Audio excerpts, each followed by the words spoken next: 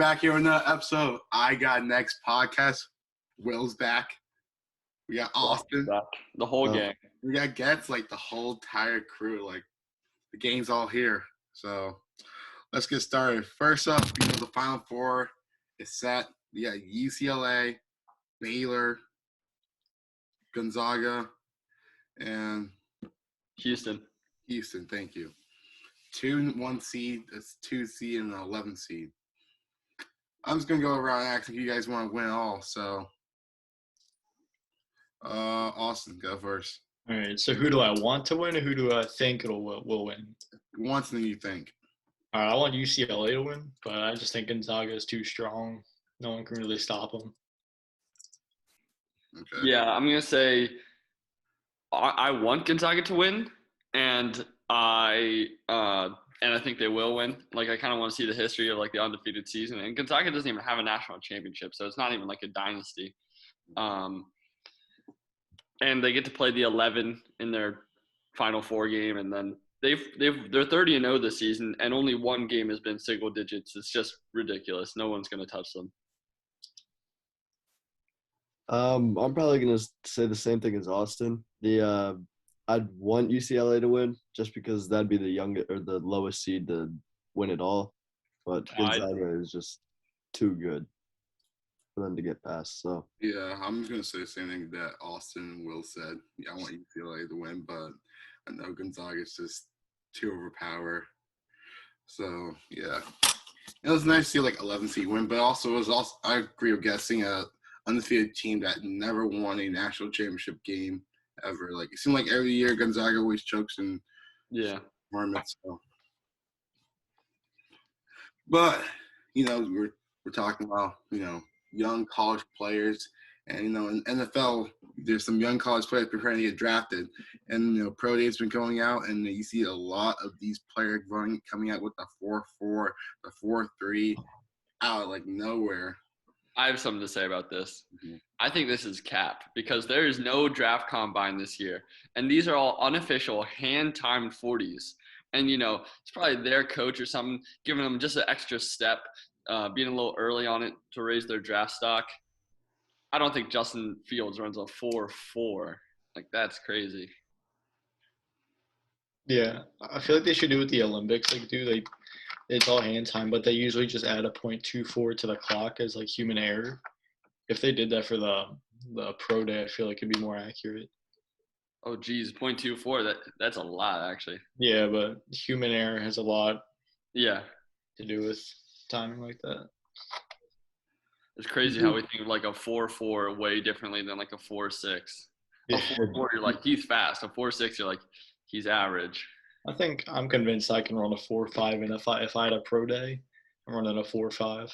Why? Just because of the way they time it? Bro, I'll be like, I'm gonna run like a 4.2, and I'm like gonna slip the coach like, yo, here's some Chick-fil-A sandwiches, 4.2,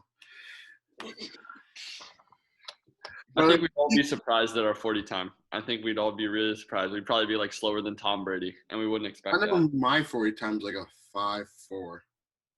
My 40 time's like a 4.95. Now it's like, okay, I'm thinking I'm cracking the fives then.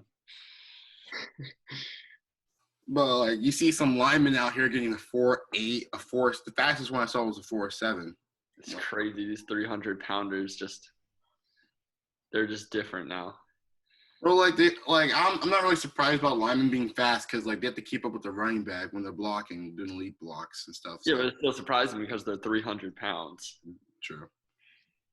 But NFL season next year, 17 games. Players are unhappy. Only one team voted against that, and it was the Bears. But guess your thoughts on the 17 games? I didn't think it was necessary, but obviously, the thing is always add more games, make more revenue for the league and stuff. And I think it's just going to be such a grind for players. It's going to be really difficult staying fit and stuff. And especially now that we only have the one playoff bye in each conference, it's going to be a ridiculous grind. Yama. This is the one time I'll agree with the Chicago Bears. I don't think it's a good decision to do the 17 games because, as Get said, it will be a grind. You're still going to have one bye week, but that means there's 7 people in each conference in the playoffs. Yeah. And only one person gets a first-round bye instead of two teams, I should say. And it's just going to be so much more of a hassle because there's one extra game in the regular season, and there's going to be one extra game in the playoffs. Yeah, it's honestly a money grab, honestly. Yeah. Awesome. I just don't like it because all the records are going to be like ruined in a way. Especially the rushing record. Derrick Henry almost broke it, but now like next year he's definitely going to break it just because like the extra game. And yeah, I feel like it's just a money grabber. Not really point of adding it. If it isn't broke, don't fix it. That's true.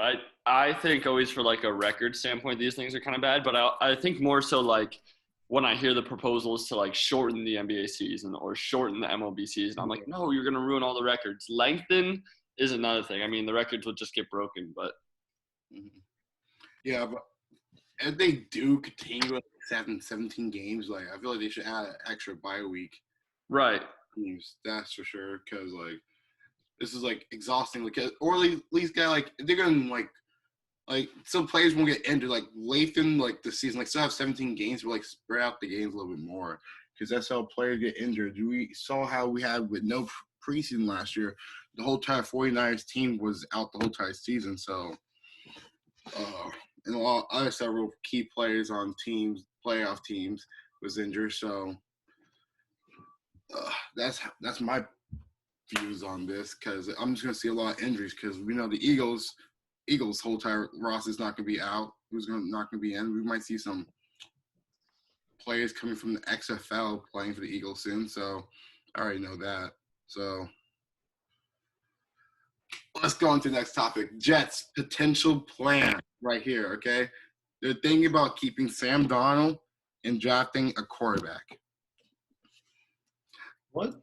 This is the worst option out of like all three. They have like draft a quarterback, move on from Sam Darnold, draft an offensive lineman, keep Sam Darnold, or draft a quarterback and keep Sam Darnold. That makes no sense.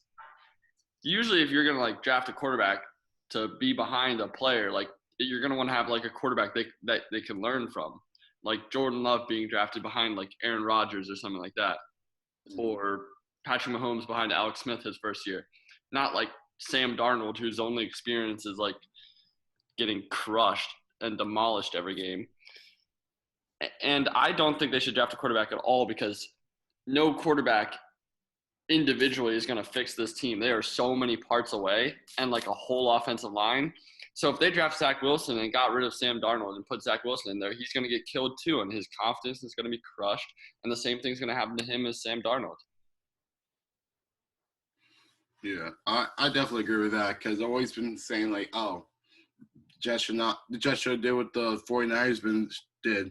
I'm not 49ers, Dolphins did. Trade down the 49ers, get all those draft picks and still draft the player that you want that you don't need a quarterback. Because sometimes the quarterback is not the way to go in every single draft. You got to be smart and build your team around, build a team so you can draft a quarterback to save your team. So, Yama? The Jets have way too many pieces to fill than draft a quarterback and keep Sam Darnold. Like, they have a whole defense that they could fill. The offensive line, the receiving core is getting better, but it's still not there. Your number one is like Corey Davis. And who's your running back? Frank Gore? Exactly.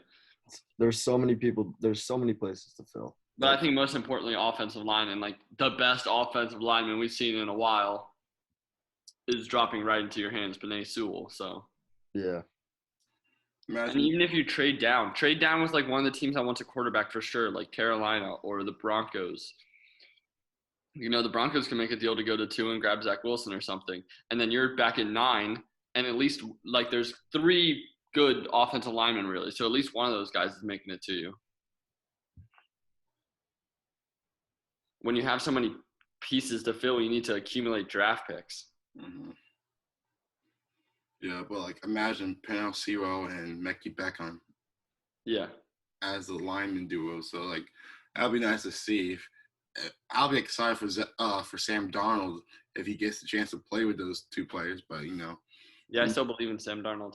mm, I think he's shown flashes. yeah. But Austin, your thoughts on this? All right, so I really don't like Sam Darnold, but you guys made some good points, so I'm not going to say draft a quarterback, but give him one more year and draft like two O-linemen, first and second round, in my opinion. That's what they need most. So he's not running for his life every single game. Then you'll see what he's really about, because they signed a above average wide receiver in Corey Davis. He had a good year last year. And then Jamison Crowder is still decent. He has an opportunity now if they draft Penny Sewell. And if he doesn't perform, then the very next year you got to draft a quarterback, because Sam Darnold, in my opinion, he's not good, but he deserves another chance. The only thing that I'll agree with maybe the Jets here, maybe I can see it, is because I've actually heard that next year's draft is not supposed to be as good at quarterback as this year's draft. Like this year's draft is phenomenal at quarterback. So that might be their thinking if they grab one this year. And maybe even if Sam Darnold's going through it, like just keep Zach Wilson on the bench or whatever, because I wouldn't want to throw them in yet. Yeah. Yeah, like O-linemen this year are super deep in the draft too. Like you don't have to grab someone with your third pick if you don't really, or second pick if you don't want to. You can still grab one in the second round. Yeah, but I just really want to see Zach Wilson on the 49ers, not going to lie. So, Wait, are we going to talk about the 49ers because I have something interesting that I heard today. okay, you can talk about the 49ers a little bit. Well, they traded up to 3, right? Mm-hmm. And now I'm seeing talk about them getting Mac Jones. Oh my gosh. Yes. I think he'd be a great fit, but I'm also like, why would you trade up to 3 to get Mac Jones? It just seems a little ridiculous, but they do seem to be interested in Mac Jones. Proving me right again. He doesn't feel stock going down a little bit. But after his pro day, I kind of see it coming back, honestly. Yeah, but like people have been saying like, oh, he doesn't have like the mentality to be an NFL quarterback, but like, and I'm like, that's completely wrong because we saw him time and time again getting injured in the game and coming back out and winning the game first. Oh yeah, he was tough. Like versus Clemson when he got that shot to the ribs. Mm-hmm. First time was like against Michigan. He came back to throw 2 more passing touchdowns, and then against Clemson in the biggest game of his career. He was a beast that game. Mm-hmm. So, but Tyler Lockette of the Seattle Seahawks extended. The Seahawks extended his contract for 3 more years, and I need to look up how much, but It's like $67 million for 4 years. Austin, the biggest Seahawks hater. I'm not a Seahawk hater. I just don't like the Seahawks. Austin, the biggest Seahawks hater. I want you to go first about this. I like Tyler Lockett. That's a good signing. Maybe if it was like $1 or $2 million less million a year, $9 million. He's making like 17 now. I mean, which isn't terrible, but he has to perform up to it. In my opinion, they should have used the money for a lineman though. They will spend their money on anything but a lineman, which I don't understand. There's a reason why Russell Wilson's mad, but at least he gets to keep his weapon. Like, but still, like, there's still players like Orlando Brown who's still on the trade block because he doesn't want to stay on the Ravens. And then you see a team in your division trading for Rodney Hudson for a 3rd-round pick, and you can't trade a 3rd-round pick for a lineman, even when your quarterback is complaining about how he doesn't get blocking. But at least they got Gabe Jackson, thank you. Gabe Jackson, but that's not the problem. The problem is the tackles because, like, who's guarding Aaron Donald, J.J. Watt, and all these other same D-line in their division. And those are tackles, too. So they can sign the players the Chiefs drop, Mitchell Schwartz and Eric Fisher, or trade for Orlando Brown Jr. That would be amazing for them, but I can see Russell Wilson going for the new sack record this year. So I just realized one thing. He's too elusive for that, man. True. I just realized this. They're going to be paying Tyler Lockett potentially their wide receiver 2 in the next 2 years with DK Metcalf on the way up. Mhm. $17 million a year for a wide receiver 2. In the future, anyway, which is kind of ridiculous to me. I was going to mention that too, because all this money for a wide receiver too. Like, Yeah, but like it is a deadly 1-2 combo. I think they are right to keep Tyler Lockett. He's an exceptional player. Yeah, you're absolutely right. But I'm just saying, like, if you just pay him with like a little bit less, that'd be a great deal. And the way that the money always goes, like the money always gets bigger and bigger. So if we look back at this in a few years, it might not even be that crazy. Yeah, it is true.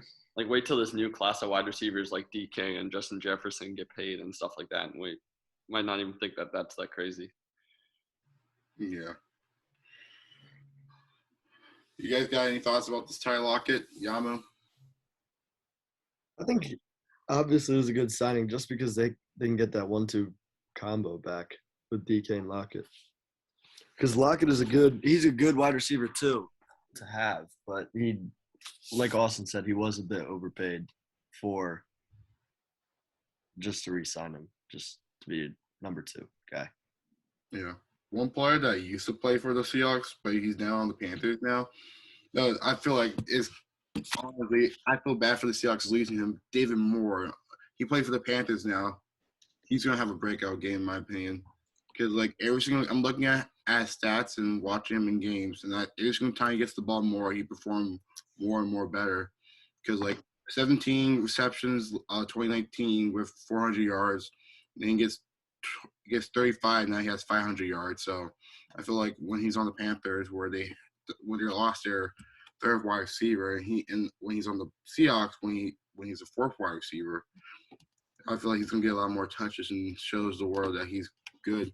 That's one player I feel like is good, but like I don't like who's the Seahawks wide receiver 3 now since he left, so that's a problem. Wait, I got a question. Yeah. Don't the Panthers already have a wide receiver called David Moore? DJ Moore. DJ Moore. I was like, I was tripping for a second. I was like, no way they have 2 David Moores. Yeah, but speaking about players who's going to have a make or break season, what players in this current for this season has the most pressure on them right now? Yama.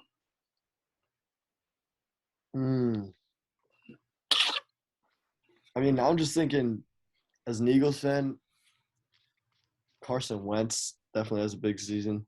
He has a lot of pressure on him for this season just because he got out of Philly and he wants to prove that he belongs in this league still, and he's not just what the last season showed us. Man.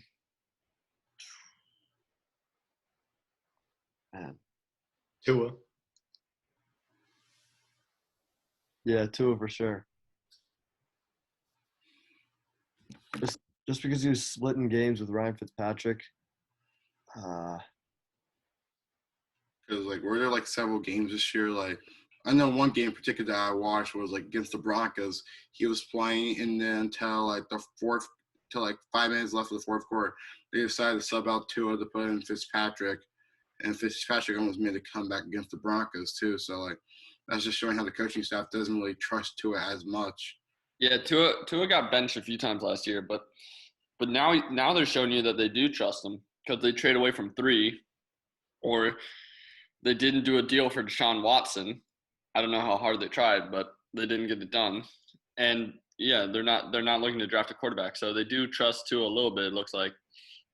I'll add 2 quarterbacks to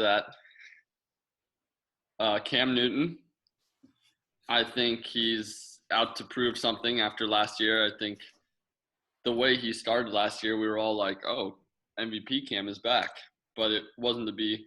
And they're giving another shot, to be fair, which I like, with the Patriots players returning and going full in on free agency. So he's kind of out of excuses. I really like that Carson Wentz one for sure. But the other Eagles guy, obviously Jalen Hurts, going to get a full season as the starter now. He's got to prove what he's made of. This is his team now, for sure. And then lastly, I'm going to say Sam Darnold. because we're already talking about it.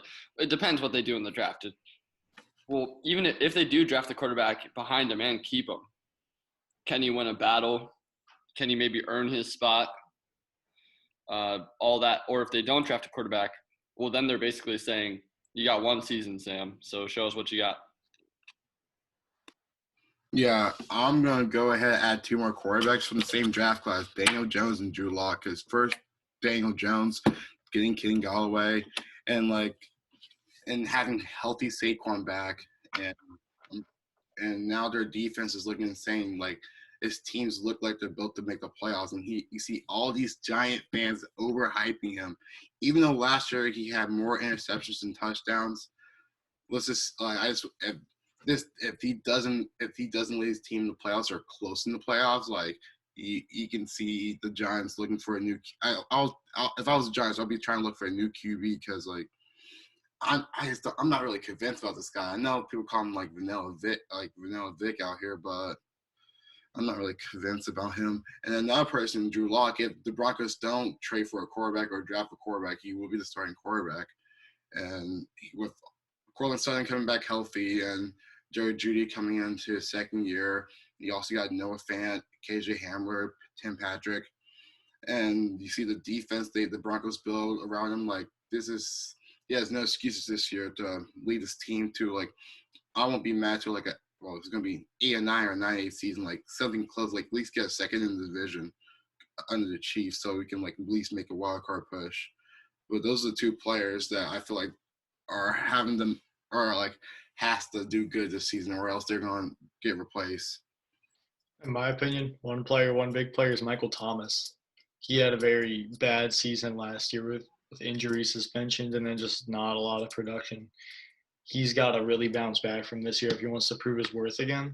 I feel like he's going to have a great season with having Jameis Winston as his quarterback. He won't do as much like slant routes. He gets to show what else he can do because the only reason why he ran so many slants last year, slants the past 3 years, is because Drew Brees' arm is not the same. So Drew Brees couldn't really throw the ball that deep. So yeah, I really want to see what Michael Thomas can do in like a deep part of the field, especially with Jameis Winston's arm.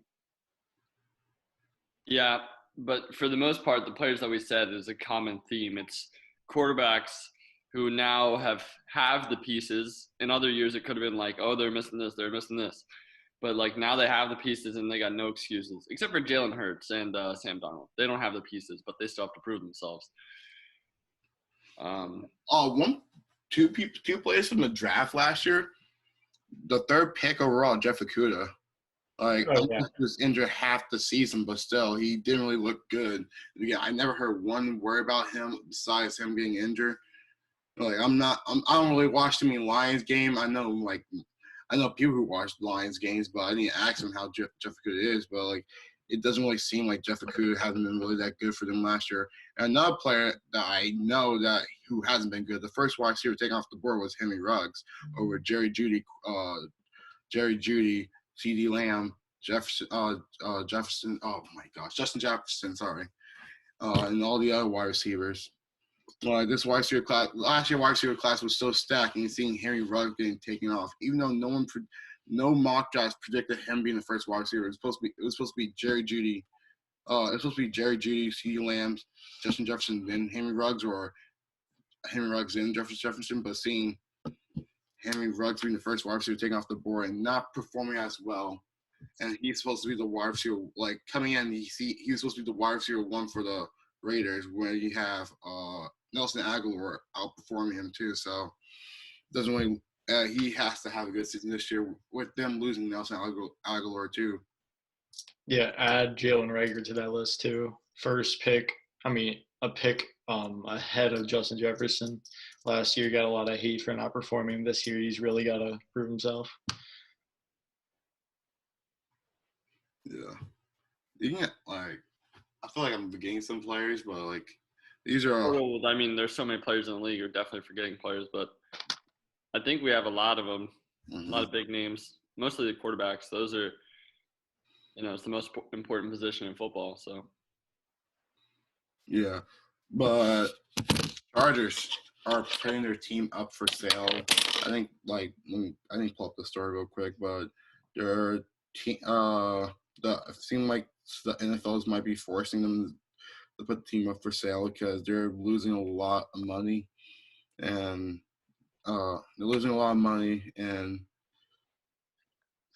yeah, okay, so yeah, they're forced to sell the team because they're in a lot of debt, and after like moving to LA, they're like I haven't seen I see some games there's really no fans in the crowd, so and ever since they moved to LA, I feel like they should move back to San Diego. I don't know why they left San Diego. I don't know why you go to LA where they already have a football team that just went to the Super Bowl too. Well, because even if you don't have fans in LA, the value of your franchise just goes way up from that small move from San Diego to LA. True.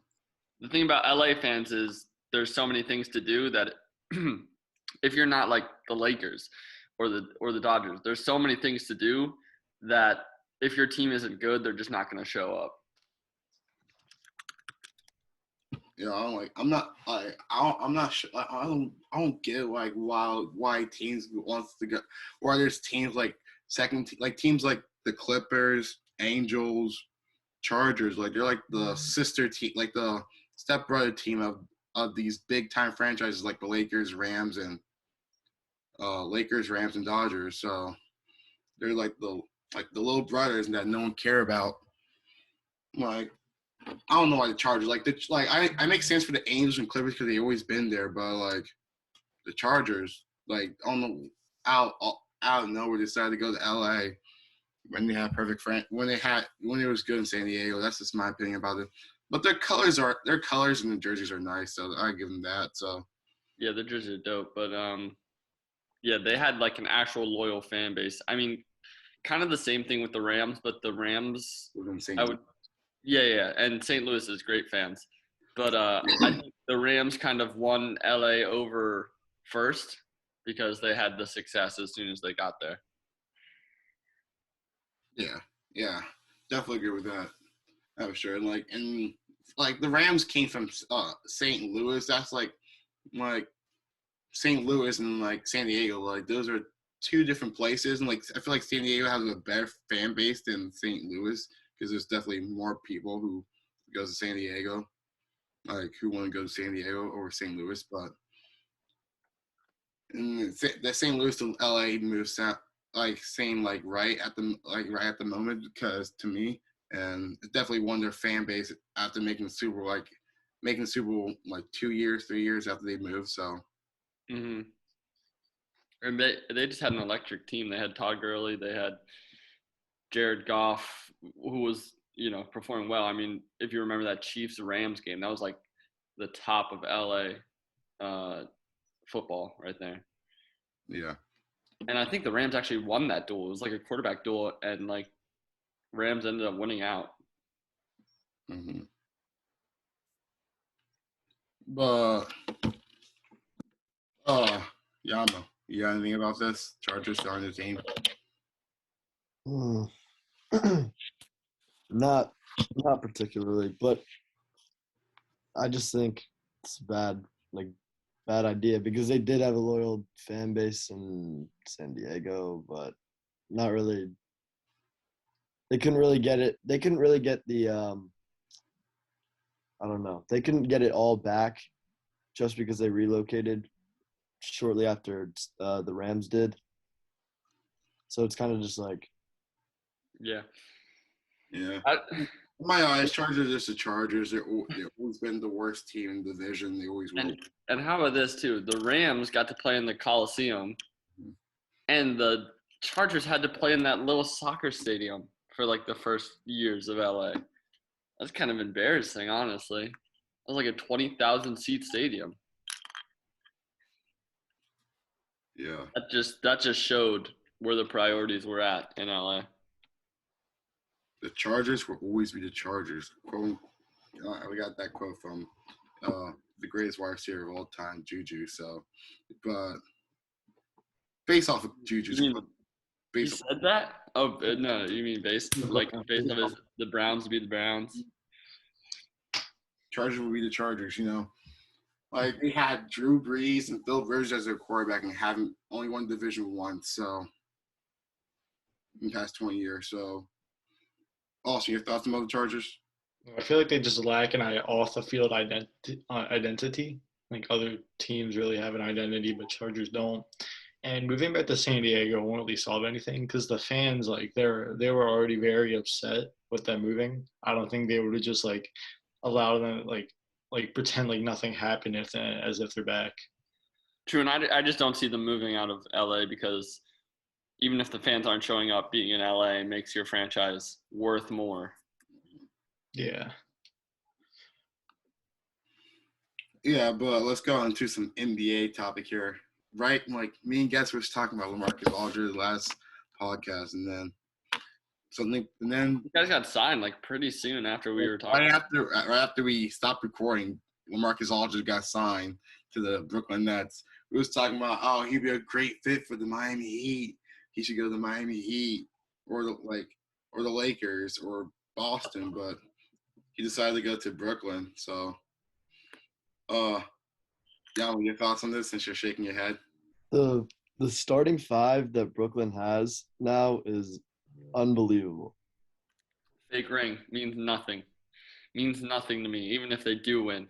The only thing that would mean something is when LeBron beats this team, we better call him the GOAT for sure. And then when he loses to them when he loses, it'll be, well, that team was insane. So and with the slight chance that he wins. I don't think it's slight. It's slight, GOAT, man. It's a very slight chance that he wins. If he does it, he's the GOAT. No. Oh, yeah. Okay, so you know the chance is too large for you to take that risk. So tell me right now, if he beats them, that he'd be the GOAT. So the thing is, no one's realizing this. This team's not like the most healthy team in history. It's like Kyrie Irving is really injury prone. Kevin Durant's really injury prone.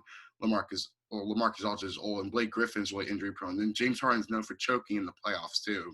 Mm-hmm. James Harden won't choke as like the number 2 option.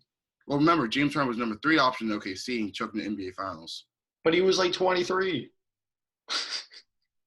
Sixth man of the year, like. And you'll never forget. I'll never forget. I'll never let him live that one down. KD also choked in the conference finals. Mm-hmm. Players choke. Good players choke in some series. Yeah, LeBron. Never had 2011. LeBron's done it multiple times. No. 2011, that was his last time.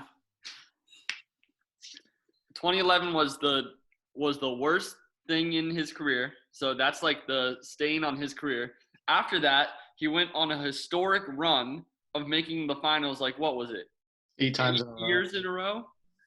And winning 3 rings after that. 2019, it might be 10, but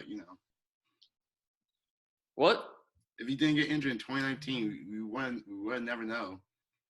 Oh, he could have had so many more rings along the way, but that's not the conversation. Well, This is you probably would have lost the war. This is about Kevin Durant and his fake ring. Yeah. I don't like what the Nets are doing. I don't know why the NBA just like refuses to put any rules on buyout market or anything like that. I know it's a hard rule to put on, but you gotta, because I personally I'm not watching the NBA as much because I already know who's going to be in the finals. It's the Nets going to be. It's going to be the Nets versus Lakers. I don't have to watch the entire NBA season to do that when I can just watch it in May/June and know exactly what's going on. Yeah. This is like the NBA. Like I know NBA playoffs have been exciting, but like when it comes to the finals, it haven't really been exciting. Last NBA finals I actually got to sit down and enjoy was like when the Raptors won and when the Cavs beat the Warriors. Those like the last 2 I actually get to enjoy.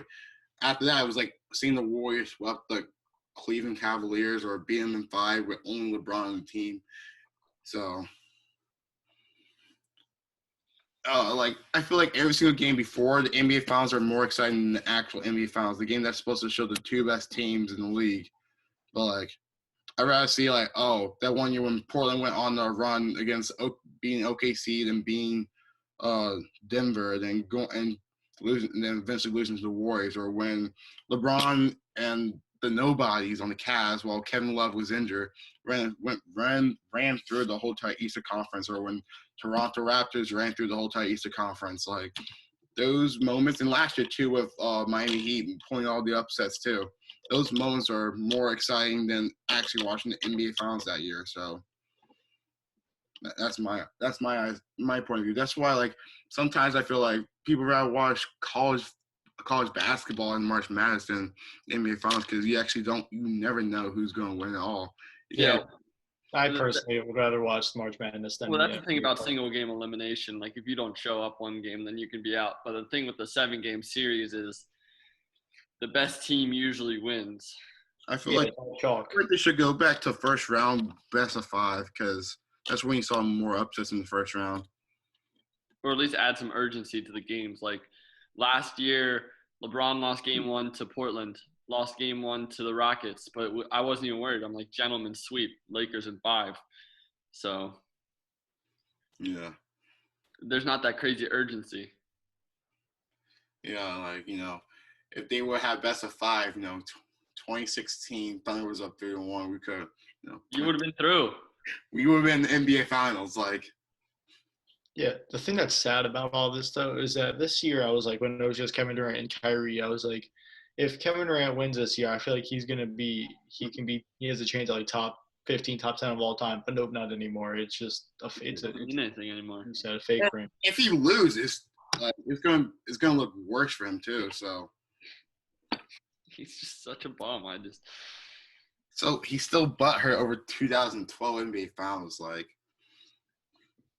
But oh yeah, we've been talking. Y'all was out here just listening. You got any thoughts about this? About Brooklyn? Yeah. Yeah, it's well, you already did say something. It's actually, I don't know about the West, but I know Brooklyn is gonna make the Eastern Conference Championship. They're gonna win it, and it's just gonna be sad for Sixers fans. Like, you're really down on your Sixers like that? Aren't you guys the number 1 seed right now? No, Nets are. Oh shoot. Same record though. Same record. Okay. And that's without Joel for the past 2 weeks. But you guys still been playing good without Joel. We've been playing really. Which is interesting. So, I don't know. It'll be tough. But I think Eastern Conference Finals this year, Sixers versus Nets, and it's just going to be like, why are we getting destroyed? Yeah. I don't know why you guys think like the Nets are going to make it that far. You got the New York Knicks, okay? The New York Knicks are going to upset the Nets. And Julius Randle's going to average 65 points, 45 rebounds, and 10 blocks per game. You know who's going to defeat the Nets? Immanuel Quickly. Yep. Immanuel Quickly. Single-handedly. Well, I mean, that would just teach Kevin Durant, like, I feel like Kevin Durant's messed up all the career moves so far. If you're Kevin Durant, the move would have been to go to the Knicks in the biggest market and be the star. But no, you went to Brooklyn, the Brooklyn Nets, this, like, franchise with just a history of being trash.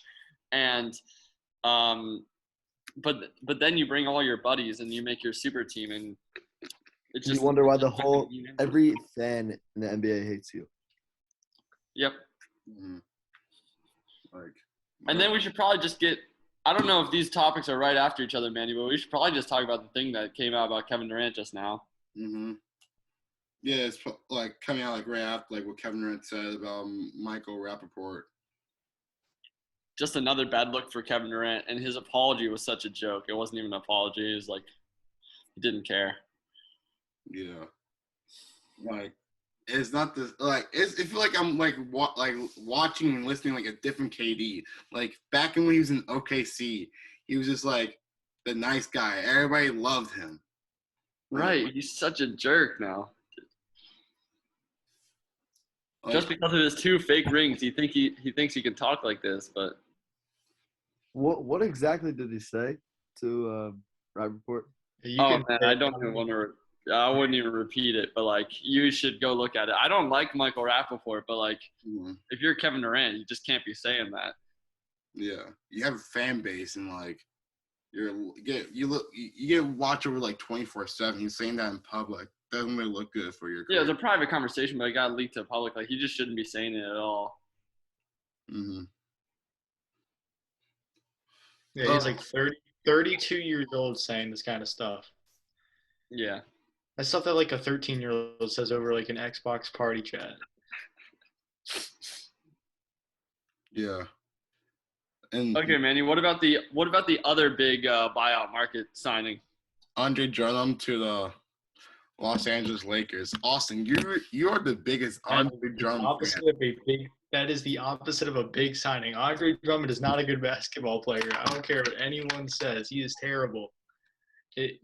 Rashawn Holmes Andre Drummond is not a top 45 center at all. Rashawn Holmes, if you compare Rashawn Holmes and Andre Drummond, Rashawn Holmes beats him in almost every category except defensive rebounds, which everyone lets Andre Drummond get. He has no actual role on a team. He's not going to make any difference for the Lakers. It's like signing, I don't know what. It's like signing Amir Johnson. Like no one cares. He's got a point. I was watching that Lakers Bucks game for when it was Andre Drummond's first game, and in the fourth quarter he had like 4 points, 2 rebounds, 4 turnovers, and 3 fouls.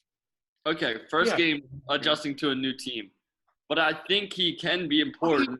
How can you adjust to a new system? His whole entire play is like grab the rebound, like that. Like Right. half his rebounds are from missed layups for himself. That's how he gets 20 rebounds. Like if we talk about. I see you guys are a bunch of haters. You guys are a bunch of haters.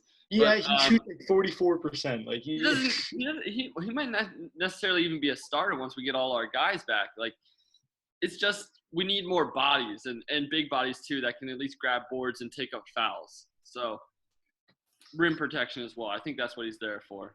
It's not like he needs to be the guy on this team. And he's never been on a team like this before in his career. He's been on the Pistons and the Cavs. He's not even good at rim protecting though. He's terrible. He's a stat guy. He's a risky defender. Yeah, like We'll there's see. the reason why the Boston Celtics did not want to sign him because they have Joel Embiid in their division. Joel Embiid owns Andre Drummond. Like Joel Embiid came out saying like, "Oh, I own real estate in Andre Drummond's head. I'm looking to expand." Like I was kind of hoping that the Nets would sign Andre Drummond, but so Joel Embiid could beat him. I just went back and looked at the KD conversation, and his apology after saying all these things was, "My bad, I apologize." Yeah, he's like, my bad, I apologize. I'm just looking forward to get back on the court. Like, he did not mean that at all. But I'm looking at the stats here. Andre Drummond is a guy that averages 5 offensive rebounds per game in his career, and that's extra possessions. I just think that's valuable. He can just miss the layup and take the rebound. And then misses it again. I think it's valuable to a team, and he hasn't been too stellar in the past couple seasons, but I mean he's been in these sucky, terrible situations. So I'd like to see him. And LeBron is known for reviving careers. Okay, so let's give him a chance. Did he revive any careers in 2018 when they went to the NBA Finals? Like, Did he revive any careers? Like no one else on that team was good. So like, how can you revive careers when the whole entire team's not? I'm just thinking about the guys like the J.R. Smiths, who LeBron completely changed the narrative on, and like Rajon Rondo came back last year. Dwight Howard got him a ring. Game 1 in the NBA Finals in 2018. That J.R. Smith? Well, the J.R. Smith that was a starter on the 2016 championship team, starting shooting guard. Is J.R. Smith still in the Lakers? Maybe, who knows? No, they'll probably just call him up for like another playoff. Like, they'll just call him up for the playoffs again or something. Like, what was that last year? They signed him at like the end because they had some COVID guys or something. Mm-hmm. Avery Bradley wasn't playing because like COVID. So,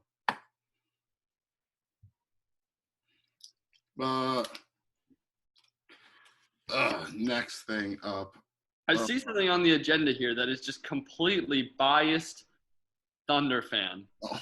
I don't know why we need to talk about this. I don't even know who this kid is. I had to look him up. Moses Brown? He's been going off for the Thunder. Dude, you guys are losing the Skip topic. Skip that for sure. That's up next. I don't even know who that kid is, and the Thunder suck. So he's breaking out. last couple of games. Probably better than Andre Drummond, though. Yeah, he grabs more boards, and those aren't offensive rebounds too. What, in like the 3 games, you're calling him a breakout star now? Mm-hmm. Moses Brown breaking out is for an acne ad. That's Yeah. 13 points, 20 points, and 16 boards. 13 and 14 boards. 19 and 12 boards. 21 points and 23 boards. 20 points and 12 boards. This name sounds familiar though. This could go to like UCLA. Yeah, he got drafted, I think, this year. It was this year's draft class, right, Immanuel? I'm pretty sure he came from the G League. So he came from the G League bubble. So he got drafted in 2019. So, Oh yeah, this is the kid from UCLA. I remember that kid. You guys know that clip where it's like Oh, yeah, he lifted his chin up. head down and Jalen Hands puts his head up, and that's that kid. But anyways, I don't care. So next topic. Okay, just wait for that in a couple of years when we're in the NBA Finals. Well, your team's tanking for the #1 pick. The next. Oh, the sorry, next you're a topic. LeBron team. You're a LeBron. Dude, you don't even know. Your Finals MVP is probably in his junior year of high school right now. Yeah, me. I'm the Definitely. next Finals MVP Oh. of the Thunder. No. He's Spoiler. in junior in high school, and that's me right here. So He's a senior in high school. He's 6'4", just an absolute demon from He's deep. literally on spring break. He's literally on spring break for school right now, Manny. Exactly. we're out here with a 2027 first-round pick trying to draft middle school this year. So, like, this dude might be in 8th grade right now. Exactly. Right. But what NBA coach is on the hot seat right now, in you guys' opinion? Shoot, not the Pacers coach. I forget what his name is. Well, they hired a new one. so he can't really be on the hot seat. I was really Brad Stevens, in my opinion. I was gonna say that. See, I was just thinking about that because I was just thinking of the first minds, like the names that came to mind, teams that are underperforming. But like he's had so many seasons of success, and you're not going to fire him after another trip to the playoffs. Like you're not going to be like, you know, they could end up 6th, 5th seed.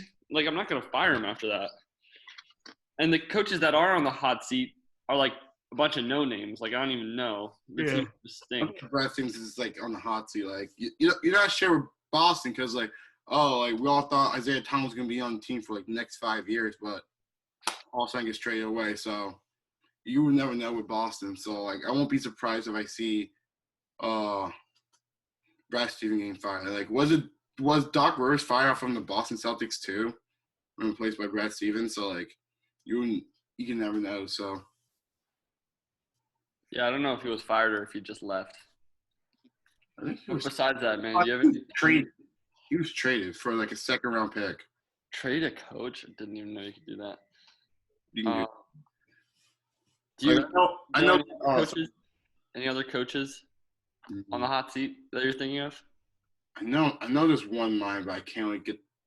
Oh, Luke Walton on the Sacramento Kings. That's for sure. Oh, sure. I was looking at that too, Manny. I was looking at the Kings also. I was like, I've been like Kings are like my second favorite team because I just like watching young players. I'm like I just hate Luke Walton so much because like all these like every single player like who like Buddy Hield and the Marvin Bagley's like coming out and complaining like, oh man, Luke Walton's not a good head coach. Like how like Luke Walton like last year benched Buddy Hield but play him 30 minutes because he can't really figure out how to do rotations. Like he's terrible with rotations. Like benching his starting wide benching his starting shooting guard for Bojan Bogdanovic, who still dropped 12 points while Buddy Hield comes off the bench scoring 30 points. So and how he doesn't really handle Marvin Bagley right. Like don't really do that many pick and roll action with him and De'Aaron Fox. Like when you do pick and roll, like De'Aaron Fox and Marvin Bagley third, or like Marvin Bagley third is more productively well when you do pick and rolls with De'Aaron Fox because like De'Aaron Fox and him doing a pick and roll, like him cutting to the basket, he can get more open shots right there. He's more better like that way. But like you also can say Marvin Bagley third gets injured a lot too. So. But yeah. I just do not like Luke Walton at all. Like, I don't know why they signed him. They thought I don't know why teams think he's good. Like, ever since like the Warriors were 73-9, everybody thinks he's the best head coach. Like, no, no. Steve Kerr told Luke Walton what to do, and then Luke Walton just did what Steve Kerr told him to do, and that's why they went 7-3-9. And also, they kind of do have 3 All-Stars on the team too. So Yeah, it was maybe the best team of all time, which LeBron beat in the finals, just to mention. But Luke Walton sucks. He's a fraud. Like, when he was on the Lakers, LeBron was like, why am I listening to this guy? He was in the same draft class as me, and he sucked his whole career. So I just don't think he has any respect from his players. Yeah. I know Luke Walton, like, this is his 3rd season too, like, without making the playoffs. Because 3 years ago, they were 1 game away from making the playoffs, and they decided to fire the head coach. So this is Luke Walton's 3rd season. If he does not make the playoffs this year, with De'Aaron Fox having a breakout year this year, because De'Aaron Fox just won like Player of the Week, NBA Player of the Week. He's got to go. He has to go. Like, and like this team's like they getting a steal like Tyrese Halliburton too. Like him, like you can see him getting. I can see him starting or coming off the bench. Like either way, the team's good with him having him on the court too. So like I feel like the only missing piece is like the small forward position. Like they have Harrison Barnes, but they're overpaying him too much. So, and they got like a steal from Rashawn Holmes. Like Rashawn Holmes been doing good for them for the past 2 seasons. So this team's like this team can make the playoffs if they have good coaching in my eyes. So, but that's one person I'm thinking that is on the hot seat right now. But I know there's another one in mind, but I forgot what team it is. So, you guys got anything else? No, Can't think of any the coaches. 2 guys, really. Okay, so speaking of coaches, what coaches are considered as your Coach of the Year candidates here? You mean Monty Williams of the Phoenix Suns? I like that one. I like that one a lot. I was going to say Quinn Snyder or Monty Williams. What those 2 coaches been doing with their team is amazing. And also, you can also add Doc Rivers into that too, because like how he transferred the whole entire series. Because like if this was last year, Joel gets injured, they would have been like struggling to make the playoffs. Because like I swear, every single time Joel got injured last year, like it was an automatic loss. It's like you just chalked it up. It's like, okay, we lost this one. Or like when he sits out again because he's too tired. Just rest. Yeah, it was like an automatic loss, but they're actually winning these games now. Yeah, I like the shout for Monty Williams to be 33-14 with the Suns. It's just ridiculous. Yeah, he's always been a good coach for the Suns, especially last year going 8-0 in the bubble. Mm-hmm. Yeah, and like they really it looked like a step forward for them, but then you have to like keep it going and make the next step. You can't just like, because the bubble, a lot of crazy things happen in the bubble, but for them to come back out and still be hot and be second in the West, which is just ridiculous. I think he deserves it. Yeah. Okay, I got to figure out Detroit coach Dwayne Casey used to be coach. This one coach of the year like 2 years ago. That's also who might get fired this year. He doesn't deserve it. His best player is Jeremy Grant. Right. Oh, Manny Friend. Detroit. So, but I feel like Quinn Snyder or Monty Williams deserve to win it. You also can say Tom Thibodeau too, but no, I wouldn't say Tom Thibodeau. Or are they like a 6 seed right now? I think it's just the thing with Coach of the Year is like a lot of guys can deserve it, but like it's just got to be one. So what's the one Hornets coach? They're like the 4 seed right now. I can't pronounce his name, but he used to be the assistant coach for the Spurs. I know who he is, but Hornets are just turning out to be like a team that you like. Like I just like their vibe, It's like the 18 like the Brooklyn Nets. What'd you say, Manny? They're like the Brooklyn Nets. No, they're not like the Brooklyn Nets because I don't like the Brooklyn Nets. A couple years ago. In 2019. I like the Hornets. They got yeah. With like D'Angelo Russell and like those guys. Like yeah, the Brooklyn Nets that miss. Like Dudley, Dinwiddie, Jared Allen. Yeah, then Kevin and Kyrie came in and it was like, okay, we're making this our whole team. Everybody get out. Besides Joe Harris. No, half of them are free agents.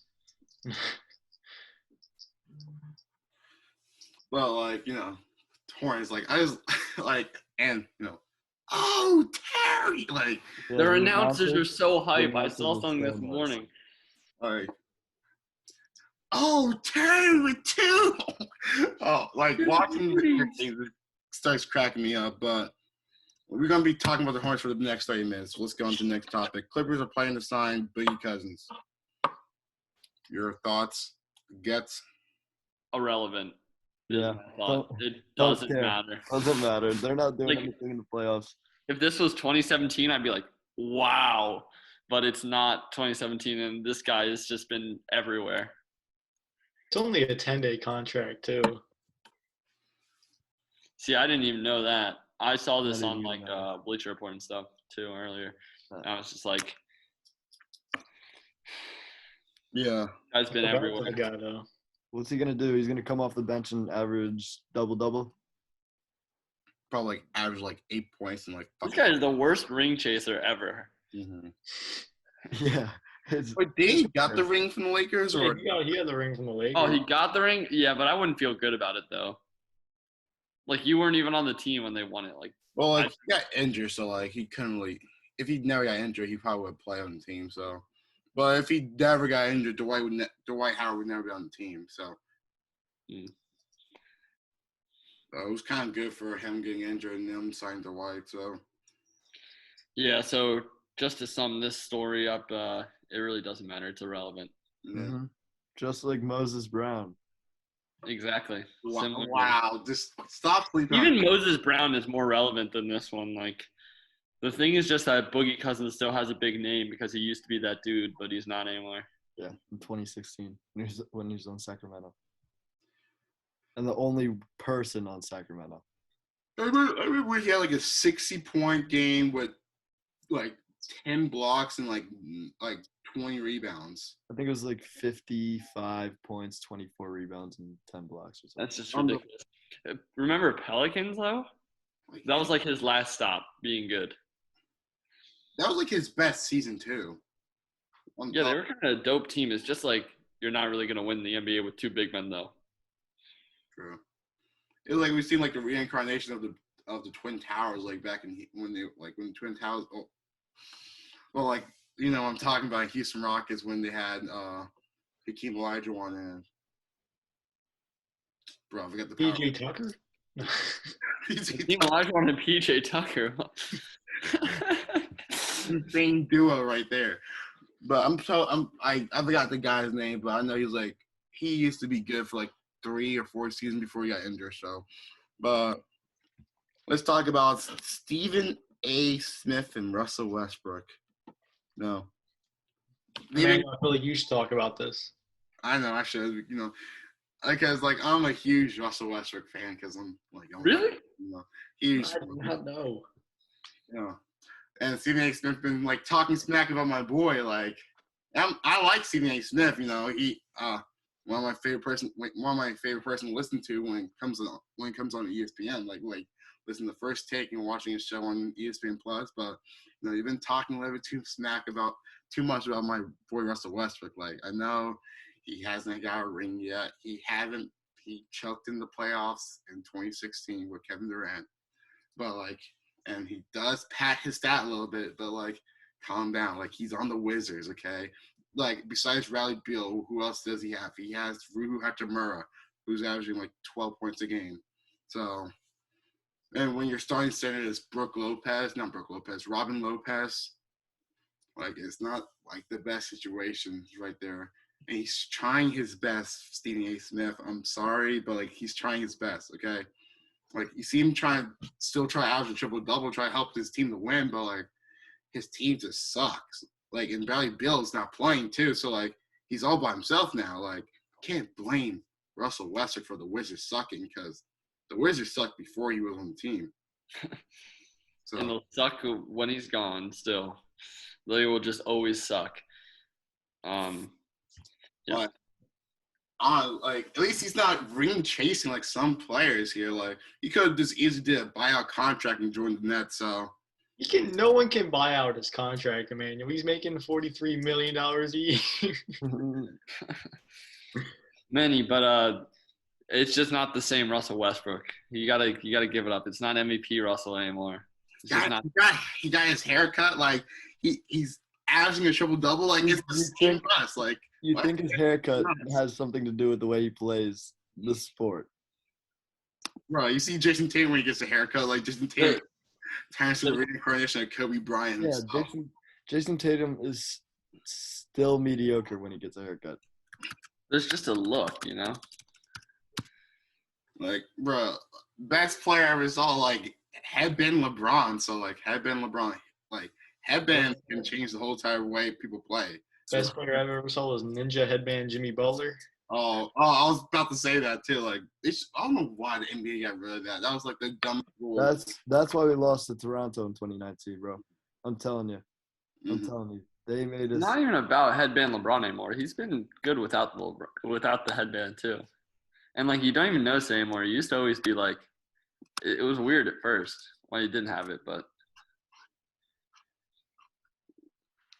He needs it, bro. LeBron sexual. Oh well. Hideous. He's hideous. So the Utah Jazz the other day, so they had to play a game in Memphis, Tennessee against the Memphis Grizzlies, and they hop on the team plane. They was all flying out, and then all of a sudden they hit a flock of birds, and the plane caught on fire. They got to turn back around and go back to Utah. And Alan Silver told the team, like, oh, you guys still have to play Memphis. John Morant and Jaren Jackson's here waiting for you guys. So they went back around. Everybody went on a different plane but one person. And that one person, before the 2017 NBA draft, I'm pretty sure the Denver Nuggets and Utah Jazz asked him, like, oh, what's your biggest fear? And he say, flying on planes. And that person is a person who should have won Rookie of the Year that year, Donovan Mitchell. And Donovan Mitchell decided not to fly back. So do you guys think Donovan Mitchell would never fly again? Or won't fly for a while? well, that's not really going to work with his profession.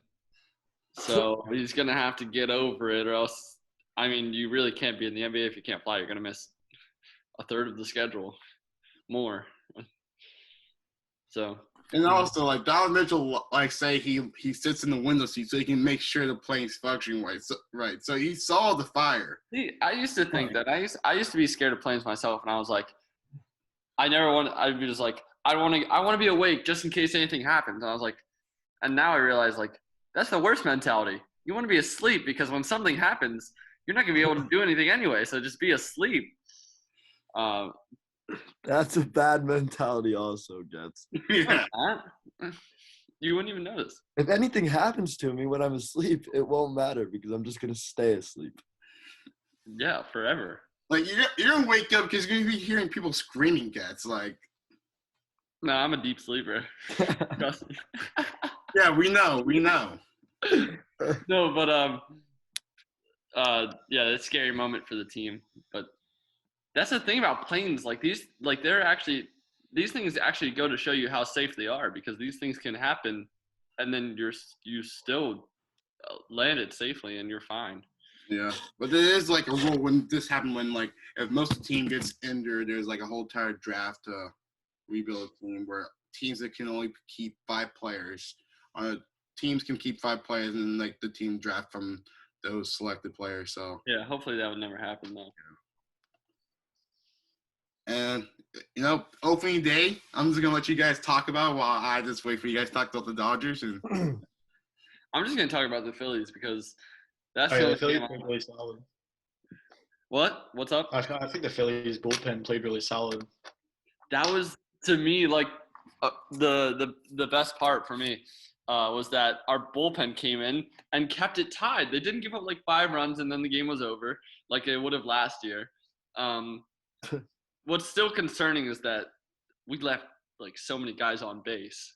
Yeah, I feel like the Phillies have been having a really good offensive game like the past 2 or 3 years.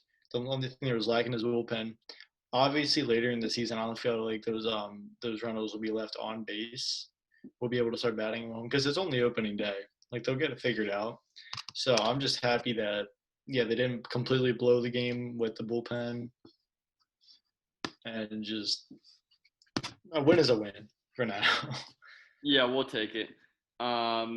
Especially against the Atlanta Braves, who are the presumed favorite of this division. I'm just going to go look at the box here real quick because I want to see these relief pitchers. I want to remember their names. It's like Alvarado. Alvarado was, it put a lot of guys on base. He loaded them up, but, like, he's got the making stuff, me interested in baseball.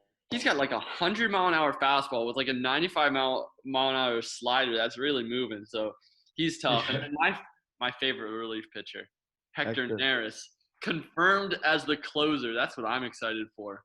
I want to see him I want to see him with 40 saves this season, man. 2019 before the like Hector.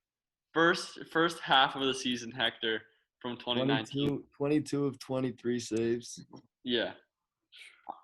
And he kind of showed it to me yesterday. He was filthy yesterday. Didn't let up any hits and had one strikeout. Aaron Nola looked good, but it's just like,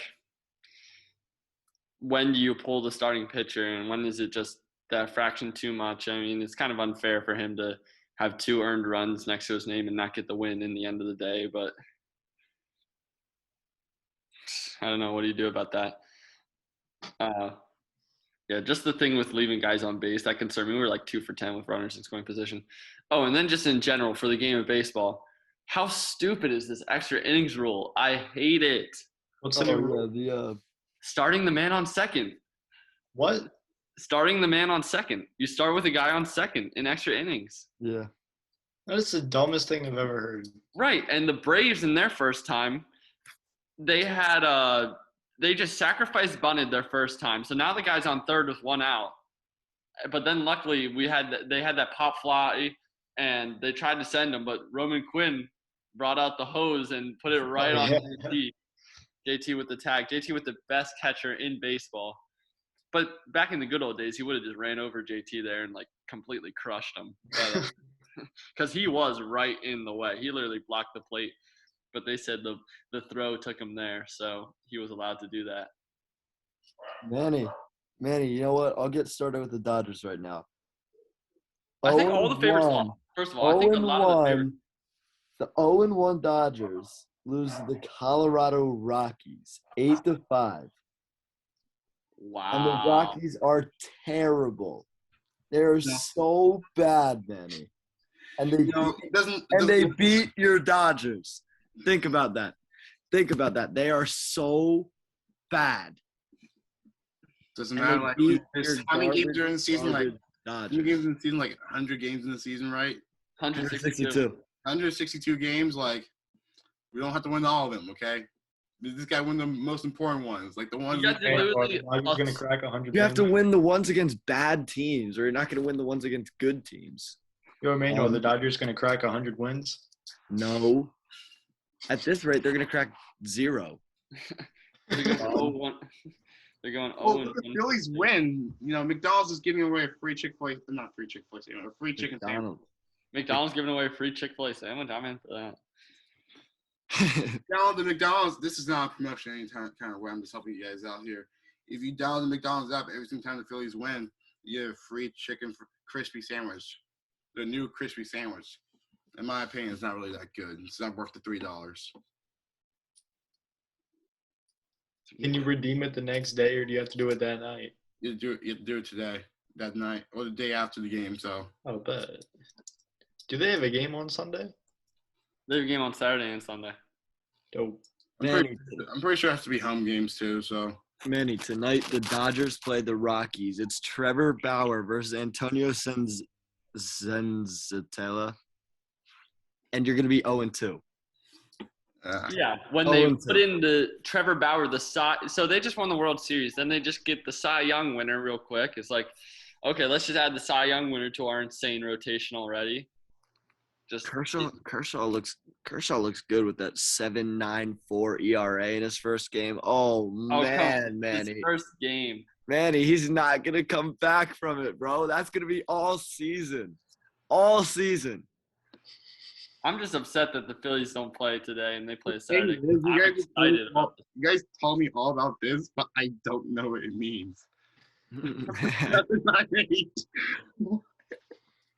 I'm excited for this Phillies team. So I guess whenever we do the podcast, because really I just watch the Phillies, so I'll just keep us up to date with the Phillies, and so will Yamo if he's not at work for every game. I'm always at work, bro. Oh, It's so annoying.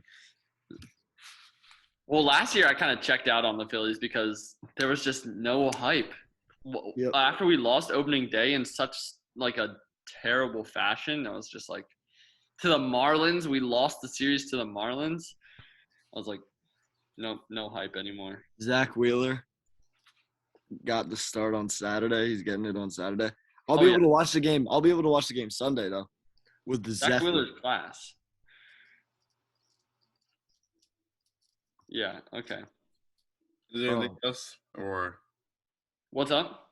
anything else or Is there anything else on the agenda? for baseball? Oh no. Well, I could keep talking about these garbage Dodgers all day if you like, and how they let up 8 runs to the Colorado Rockies. Man, Hey! It was in Denver. That's the air over there. Let me see. Let me check this box score out. Honestly, I don't understand what 8 runs mean. I mean, You don't what? understand what runs are? Are there points or? Yes, those are points. Oh, that's bad. Manny, I don't want to hear you celebrate like the anything Dodgers. about the Dodgers ever, bro. Right, I don't want to hear it. You literally Amazing. just picked the best team in the league and went, yeah, that one. Because I went to one Oklahoma City Dodgers game. I'm like, yo, that's my. Dude, I can't listen to you, bro. I can't.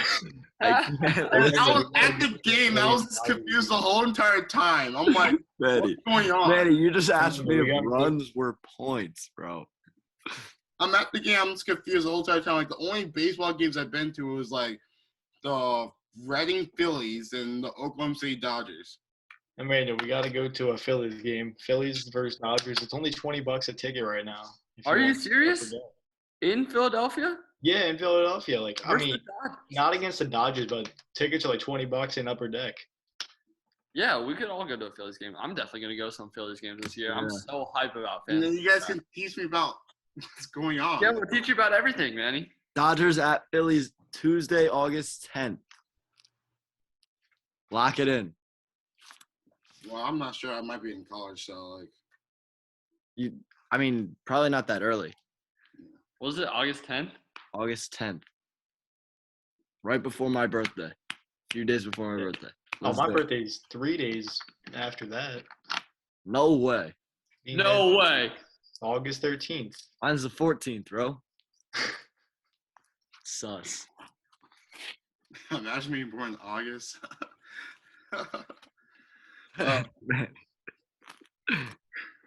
Manny, what's this next thing that you got here? New rules? Oh yeah, so you see all these rules coming out, like the new NFL rules, and them proposing some rules, the new baseball rules and stuff. So I'm just wondering, like, what's some new rules or some new things that should add least for like the NFL, NBA, MLB that you guys think they should add? MLB, first thing that I'm doing is taking away that stupid extra innings second base guy. That's killing. It's so annoying. Sport. It's so annoying. It's killing the sport. I don't know who thought of that. Yeah, right. To put the guy in scoring position right away. Single ends it. Okay. NFL, I'm taking away the 17-game schedule and moving it back to 16 because I don't want to watch another game of football and watch all my players be tired as hell and lugging their way through this. Hey, Some rules Season. I'm playing the Lions as their 17th game, so I'm chilling right now. One more rule that I would add is that they change overtime rules and in the NFL. It's so stupid. Mhm. It's That's a great one. I love that. You shouldn't have overtime and then have the ability to tie. Yeah. yeah. Or like it shouldn't be just the first person to score on like the first possession. That's just dumb. So Yeah, because then the other team gets a chance to respond no matter what, touchdown, and they still get the chance to respond. yeah. Yeah, I feel It's like college. I feel like if it was like, How did they say stop? the first team scores a touchdown and like kicks a field goal, they're up by 7. If the other team doesn't come down and score a touchdown, kick a field goal, or go for 2, like they tie by going for 2, then they just go back and forth, in my opinion, until like the timer runs out or whatever. But if say they score a touchdown and go for 2, they win the game. Like it should be something like that instead of just whoever like Now get rid of like games like gets a getting touchdown. I'll get rid of ties too, cause like seeing like I know like it was one tie last year, like the Bengals versus Eagles, like add some more like no one probably want to watch more of the Bengals versus Eagles game, but like it wouldn't be a tie if they would add some more time, like let them still play until someone has the lead. So like in college, so and that would get rid of all the ties and stuff. But Oh, I had another one. Oh, for basketball. For basketball, I'm going to change these dumb fouls where you come off the screen, stop in front of the guy, and then get the 3-point foul or whatever. I was gonna say Or the pump fake and jump into him. Like, okay, if the guy jumps at you, then sure, that's a foul. But if he jumps straight up and you jump into him, like, what is that? So I hate all these dumb, like, exploitative fouls in the NBA. Like they need to change up their fouling system like in NBA because like at most of these foul like especially the 3-point ones like they're just stupid. Like you're just getting rid of defense right there because like Exactly. Like there's a reason why people complain like oh the old NBA there was actually defense because there were actually defense in the old NBA because they changed the rules for defense. Yeah, and then just one more. In soccer, I'm taking away the video review. It's killing the sport. Like it's just it works in other sports. It doesn't work in soccer because just the nature of the fouls. If you put it into slow-mo and just look at it, then yeah, you're going to call a lot more fouls. Or everyone's confused on what's a handball and what's not a handball anymore. And the game is just becoming so increasingly about penalties. It's just not fun anymore. Yeah, since we're talking about soccer, I have one stupid rule that needs to get out, and that's the offsides rule. I hate it. I don't know what it is. They just call it randomly, especially when I play FIFA or something. They just call it. You don't understand offsides? I mean, I do a little bit, but it's a dumb rule. If the offsides wasn't there, they could just like stand. Yeah, it's like an NBA fast break, but there has to be a defender in front of you. Yeah, but that's a smaller field. But like, think of soccer, they could just stand right in front of the net. What is that? Yeah. Offsides in hockey. Now, I don't understand that at all. It's like you cross the line I don't. and then go back or something. And like I watch a lot of hockey. I still get confused about icing like half the time. So like icing kind of makes sense. It's kind of like if you just shoot it down the court. Ice rink? Okay, so like down the rink. You just send it down the rink with no purpose. yeah, and But the thing about hockey fouls like that, like offsides and then icing is like they just go back to a 50-50 ball again. It's not like one team gets it. It's just like, okay, we'll just face off for it again. Yeah. I bet all the hockey. I bet if in icing, like the puck is placed in front of the team that got the icing. Yeah. Yeah. If Gritty was listening to it, he'd probably be cringing or something. He'd probably think like these guys are such noobs. Like the last time I watched a hockey game besides West High hockey, where the curse there. So, but besides West hockey, last hockey I watched was like the Hershey Bears. So. Did West win yesterday? No, they lost 6-3. You should have seen it. You should have seen it. It was. I wish I could have came. Mm-hmm. School hockey is just tough. I mean, same with the NHL. I'm not watching hockey without fans. I need hockey with fans if I'm gonna watch. Mm-hmm. They add the atmosphere. And going to hockey games are amazing. Like especially like seeing these professional games, and then when the fight goes out, because in the AHL, like you don't really see that many fights in the NHL, but as in the AHL. There's fights. This is the best thing about the NHL is like the refs let you fight. They're like they only come in like when one guy's on the ground. They kind of have like an agreement. And the players, I've listened to like some mic'd ups. Like usually if they fight, they like ask each other.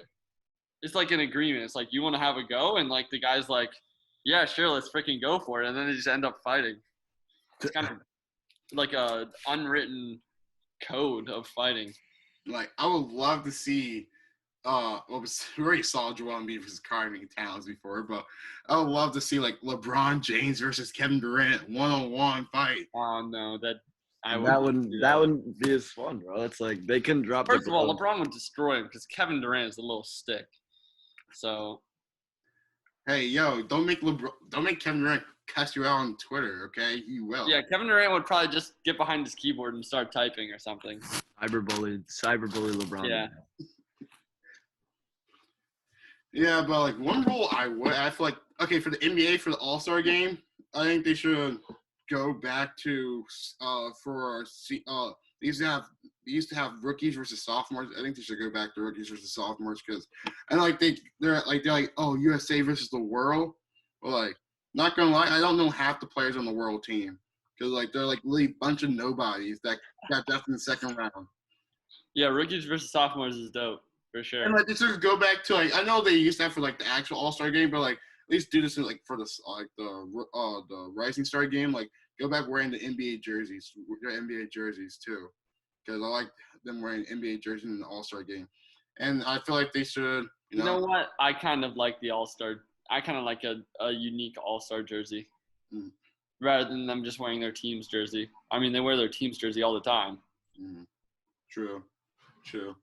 And people were saying like to add the 4-point line in the NBA, like don't add the 4-point line. That's a joke. That's a gimmick. 4-point line is the dumbest thing ever. Like maybe you should add like maybe in the All-Star game, but like that's all. But like, yeah, I would say add it in the All-Star game, but it's like with a lot of things. If you add it there, pretty soon it's going to be like fans are going to be like, okay, now the next step. Now add it in the actual games because it's so much fun in the All-Star game. So let's add it to the actual games. And then Steph Curry and Damian Lillard are shooting 4-pointers. Exactly. And those are the only guys who can do it. So that's how all the rules get changed. That's how all the rules get like this record breaking. All the records get broken too. So true. The thing is, like, one thing that's amazing, like with the 3-point line, like Will Chamberlain didn't have a 3-point line. He's in the 100-point record is still up there. So that's one thing that's amazing to me. But yeah, I was listening to the radio the other day, like maybe like 2 weeks ago, and the guy from the Philly radio was trying to say that Wilt's 100-point game was fake. Like that the NBA faked it for a headline because the NBA wasn't always as popular as it is today. Like I won't be surprised, like because the game was like in the 60s and stuff. Like New Zealand, they weren't really live coverage. Someone can actually fix the board up too. And he was talking about like it was just suspect and almost nearly impossible. And like if you look at the box score, he made some valid points. He's like Wilt was like a career 50% free throw shooter. In the 100-point game, he was like 22 for 27. So I mean, some of the things are suspect. Dude, maybe he had a good game, bro. Yeah, maybe he got really lucky.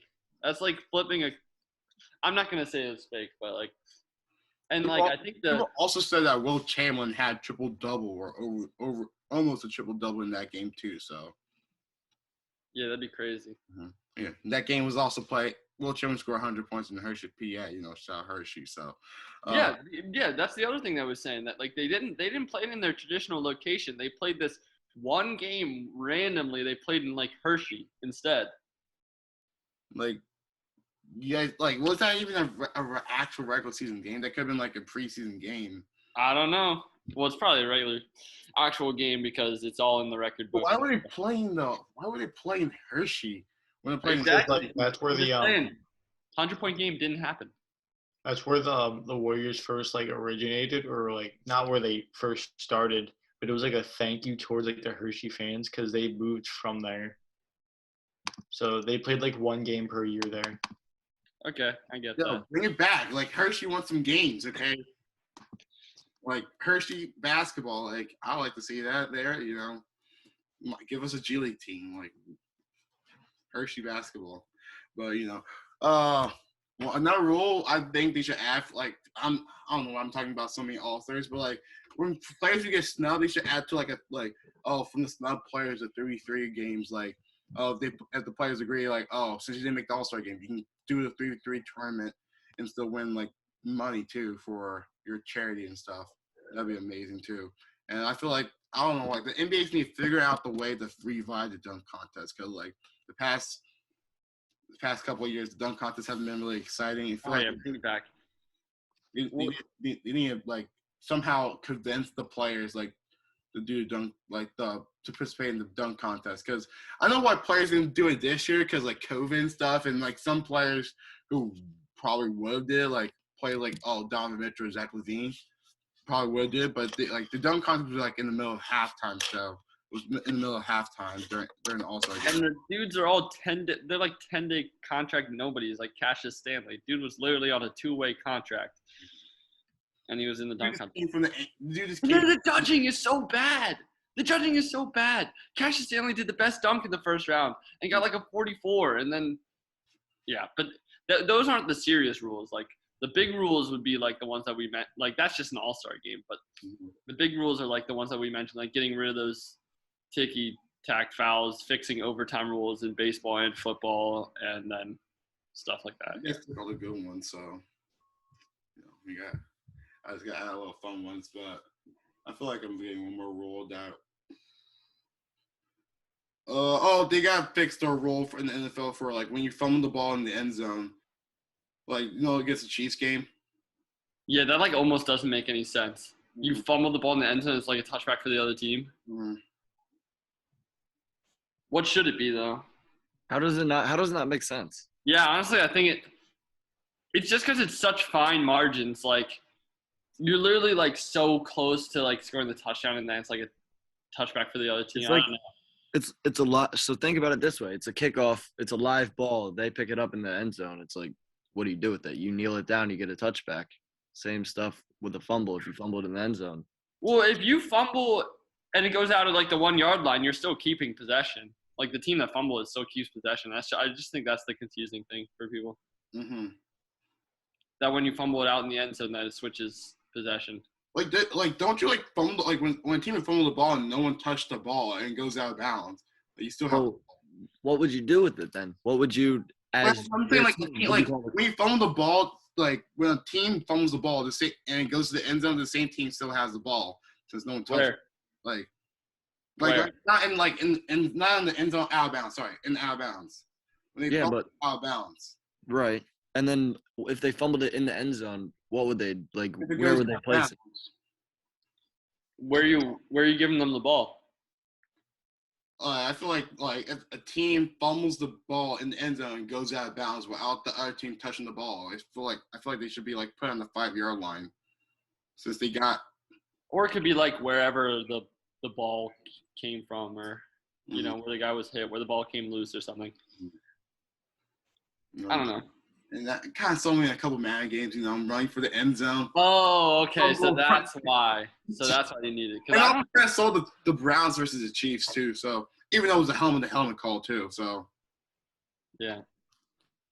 Man, he needs it so he can get bailed out more in Madden. That's a Mile High miracle. But I'm pretty sure that's all we have for the podcast. Guys, you got anything for race cars and stuff? No, there's not a race this weekend, but the first race was last weekend. It was a great one. Went right down to the wire. So the teams do seem to be a little bit closer this year, which has been a problem in years previous for Formula One. The next race is April 18th. So a while from now. Who won the race last weekend? Lewis Hamilton won, but like. Verstappen was right there, and he was leading for different parts of the race. And like for the last 5 laps, Verstappen was coming up on him. He just couldn't get past. So, and the Red Bull seems to be the better car this year, honestly. So, that's what we like. Yeah. So, hopefully it's a good fight. Like it was super entertaining watching it. So I hope all the races are like this, except with Hamilton losing. Mm-hmm. Lightning McQueen, you know. That's all you know about cars. Lightning McQueen's the best. Then he's like, "Is this the Piston Cup that you guys are talking about, or?" Well, that's all we have for the podcast today. So, I'm out here trying to like DM some players, like, "Yo, join the podcast" and stuff. Like, they're not. Maybe Moses Brown. He's probably got nothing to do. Same with Andre Drummond. And Boogie Cousins. Get him on here, please. And Boogie. So if you guys watch this from Spotify and Apple Podcasts, make sure you subscribe to us and share it to your friends and family. YouTube, like and subscribe and comment and turn those notifications on so you can be notified when we make our next video. Hopefully some game-breaking news doesn't come out right after I stop recording like it always does. Like that's always been happening mm-hmm. so recently. So yeah, and like if you guys, you can follow us on TikTok and Instagram. You know, I need to start posting on TikTok so we can like that's how we build the views. Even though when I post on TikTok, I get like 10 views, but Will out here posting on TikTok getting like 100 views off of the dumbest TikTok in the world. Dude, we just know what the people like. Remember back in my prime, getting 35K per video. Per video? Yeah. Nah, I got like my highest was like 40K. That's like, it. Really, y'all do at my video and got more views. Like, I'm different, bro. I'm built different. But that's pretty much all for today. You guys got anything else to say, or? Dodgers still suck. Does that count? No. Well, Kate Cunningham said he's going to the draft, so that just popped up for me. So he sold me in March Madness. I do not like him. That last game, it was just the Oregon State defense is amazing. So when you're the number one prospect, you got to play like the number one prospect in every big game.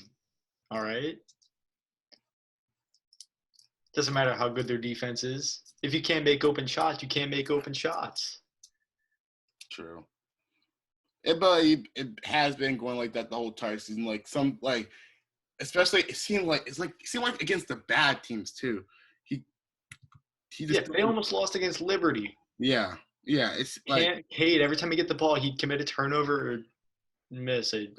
Avery Anderson saved the day right there. If it wasn't for Avery Anderson the third, we would have lost. So.